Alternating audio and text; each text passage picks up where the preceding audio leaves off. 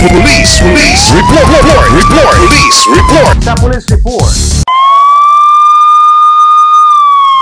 Ang Police Report hatod kaninyo ni Board Member Nemesio Imi Lahi-Lahi, Board Member, 2nd District, Misamis Occidental, Chairman sa Committee on Peace and Order sa Sangguniang Panlalawigan. Police report. Police report. Sa Police Report, anong detalye ni Johnny Toby? Tugyan sa mga operatiba sa kapulisan sa Kapatagan Municipal Police Station sa Lanao del Norte ang ilang kabaro.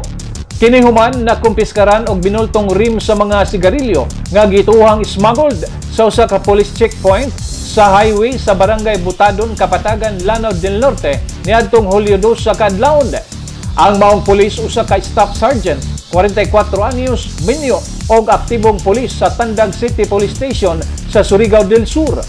Lakip sa naaresto mao ang duha ka mga truckman ini nga managsamang residente sa Tandag City, Surigao del Sur.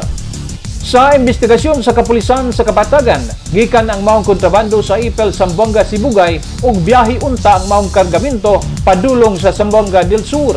Sa inventory sa kapulisan ug sa Bureau of Customs sa Lanao del Norte, dunay ihap kini nga 140 ka mga rim sa mga nagkadayang brand ug mikantidad ang market value og 552,000 pesos.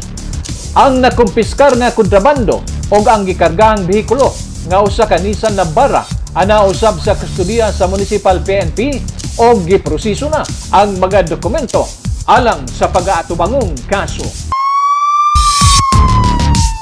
Alang sa Police Report, Johnny Tommy reporting. Ang Police Report hatod kaninyo ni Board Member Nemesio Imi Lahi-Lahi, Board Member, 2nd District, Misamis Occidental, Chairman sa Committee on Peace and Order sa Sangguniang Panlalawigan. 1 TV Patrol.